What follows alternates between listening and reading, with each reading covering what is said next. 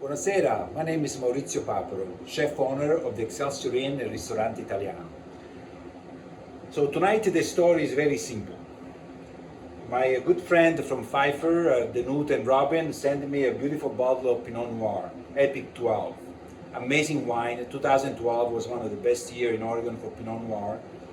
And I have to think what the hell I'm going to pair with it. So pork is one of my favorite meat. I got myself a couple pork chops.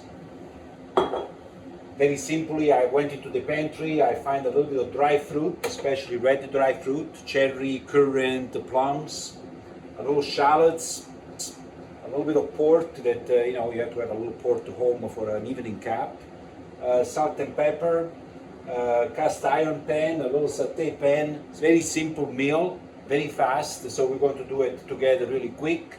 I'm going to be drinking one of the best Pinot Noir in Oregon. 2012 was amazing. Pfeiffer Winery is right outside Eugene. I'm sure they would be glad. I have no idea if they still have 2012, but you should definitely give them a call. If they do, it is an epic wine. Beautiful nose, red fruit. It's going to go beautiful with the pork.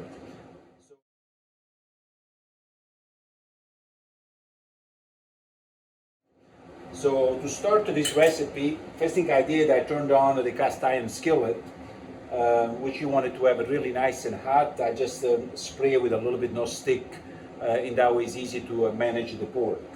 In another saute pan, I'm going to add a little bit of butter. A little butter in the saute pan, I'm going to let it melt it. Medium heat, we're going to add the shallots, let it get nice and caramelized.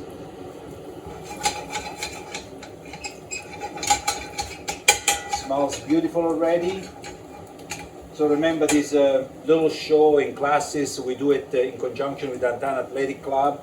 Like as usual, if you've been working out like I have for the last month, to be honest with you, I'm looking forward to go back to the gym because to get motivated every day is not simple.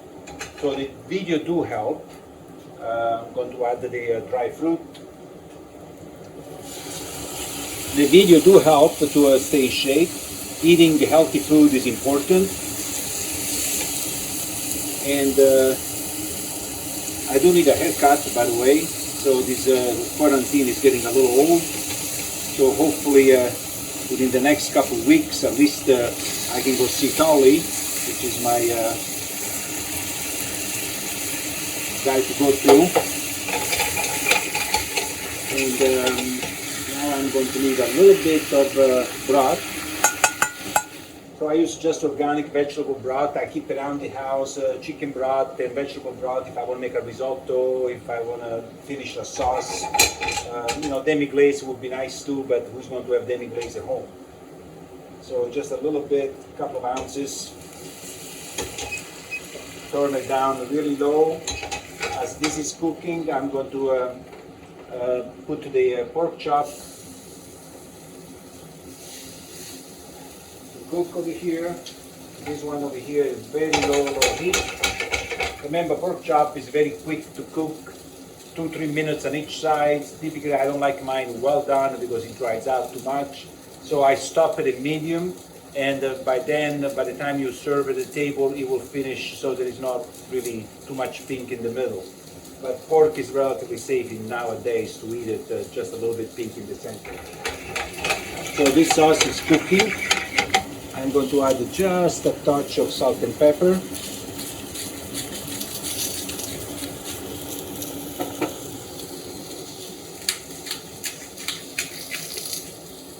So I rubbed the pork with the combination of allspice, sage, salt, pepper. Just a little bit. It gives you this kind of medieval kind of flavor to it. Pan nice and hot. So the pork is ready to flip now. Looks beautiful.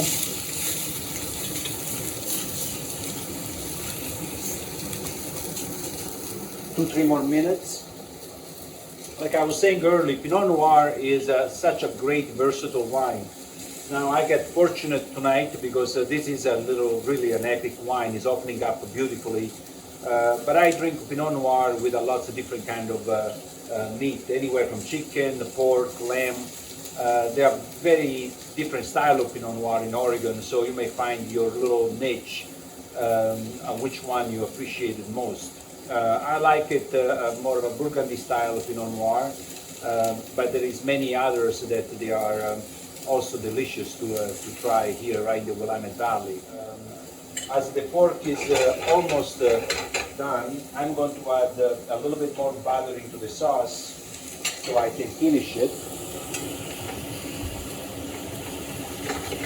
And again, this is a very simple sauce. You know, the dry fruit complements the wine beautifully, complements the pork.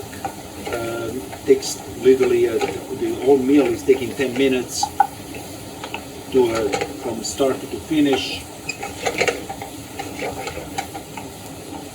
You know, this is a local pork. Actually, I get down from Long's Meat Market. That's where we generally buy all our product for the restaurant. We are fortunate in Eugene to have still a butcher like Long's where they can cut everything that you need.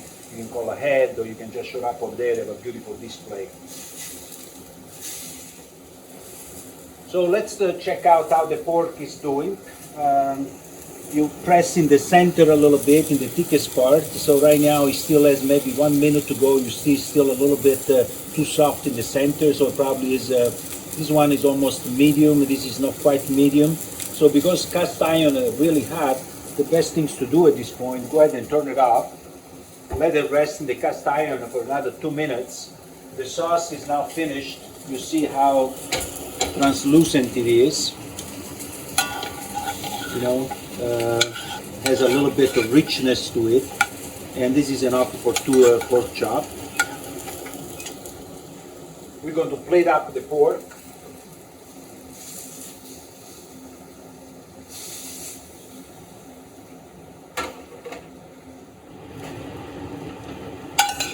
So like I said, this sauce, there is some currant, some cherry, some plum.